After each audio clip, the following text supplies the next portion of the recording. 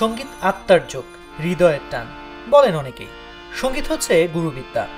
সাধনা ছাড়া সঙ্গীতের সিদ্ধি কখনোই সম্ভব না।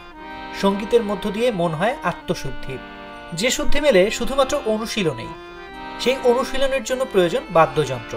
কণ্ঠের কথা বলি আর একক বাদ্যযন্ত্র চর্চার কথাই বলি, বাদ্যযন্ত্র ছাড়া সঙ্গীত চর্চা প্রায় অসম্ভব। আমরা হারমোনিয়াম, তবলা, এরপরে যে হাত বায়া, আরও বিভিন্ন একতারা এগুলি বানাই। আপনার বিভিন্ন আছে, আপনি ধরেন হারমোনিয়াম লাগে মিনিমাম 1 সপ্তাহ লাগে একটা হারমোনিয়াম বানাতে। এরপরে দেখা গেলো আপনার একতারা বানাইতো প্রায় একদিনের মতো লাগে। ওই তবলা ধরেন আপনার লোয়ার প্রাইস 5,500। এরপর আপনি যতটা বানাইতে চান বিভিন্ন প্রাইস আছে। দেশীয় বাদ্যযন্ত্র তৈরি ও বিক্রয়ের সবচেয়ে বড় স্থান রাজধানীর শাঁখারীবাজার।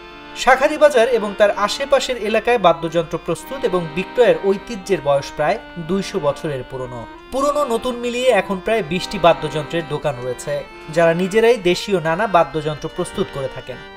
এখানে বাদ্যযন্ত্র নাল, কঙ্ক, ঢোল, ড্রাম, ঢাক, দুর্গাপূজার ঢাক। হ্যাঁ, ওই পেট বাইরেই আমাদের ব্যবসা একটু কমে গেছে, যন্ত্রসঙ্গীত কমে গেছে। এইগুলো হচ্ছে না বাইরে তো, তাহলে এইগুলো টান থাকতো, মানে এক পেটের মধ্যে সব কিছুই পাওয়া যায় বুঝছেন। এই কারণে এইগুলো একটু কম আর কি। তারপরে এমনি গান বাজনা প্রোগ্রাম একবারেই নাই। আগে যেমন বাইরে প্রোগ্রাম হইতো, যে কোনো জায়গায় প্রোগ্রাম হইতো, ওই সব প্রোগ্রামগুলো এখন নাই। এই কারণে ব্যবসা পরিস্থিতি কম। এখানকার পোলাপান তো দাদা ওইসব কাজ শিখতে চায় না, যার যেটা ভালো লাগে ওইটাই শিখার।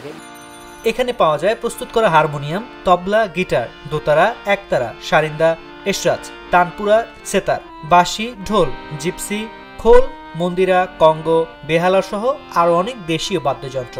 তবে সবচেয়ে বেশি পরিমাণে বিক্রি হয় হারমোনিয়াম ও তবলা। শাঁখারীবাজার ও রাজধানীর আশেপাশে যে সকল বাদ্যযন্ত্রের দোকান রয়েছে, তাদের প্রায় সবারই নিজস্ব কারিগর রয়েছে বাদ্যযন্ত্র নির্মাণের জন্য। মনে করেন এখন যে পেট বেরিয়েছে, পেটের মধ্যে অনেক যন্ত্র, তো এই জন্য এটা চাহিদা একটু সবাই আছে। মনে করেন এর ভিতরে সব কিছু দাম বেশি। এখন তো মনে করেন আগে জীবন বাঁচাইবো, তারপর হইলো বাদ্যযন্ত্র। এখনকার মানে যে পরিস্থিতি আর যে আমাদের মূল্যায়ন, তার সেই হিসেবে কাজ না শেখাটাই ভালো, অন্য কিছু করাই ভালো, কারণ অনেক পরিশ্রম। এটা তবলা মনে করেন ছাউনি গেলে 800-1000 টাকা পাই, কিন্তু একদিনে হয় না। তাইলে আমার দিন গেলে 2700 টাকা দোকান ভাড়া, আবার বাসা খরচ আছে, তাহলে কেমনি হয়? এতে চলে না। সকাল থেকে শুরু করে সারাদিন কাজ করেন তারা। কিছু বাদ্যযন্ত্র তৈরি হয় একদিনে, আবার কিছু বানাতে লেগে যায় 1 সপ্তাহ। সময়ের সঙ্গে সঙ্গে বাদ্যযন্ত্রেও ঘটেছে পরিবর্তন। বর্তমানে আধুনিক বাদ্যযন্ত্রের ভিড়ে হারিয়ে যাচ্ছে এ সকল দেশীয় বাদ্যযন্ত্র। অনেকেই করছেন পেশা পরিবর্তন এবং অনেকেই আবার ভবিষ্যৎ প্রজন্মকেও নিরুৎসাহিত করছেন এই পেশায় না আসতে।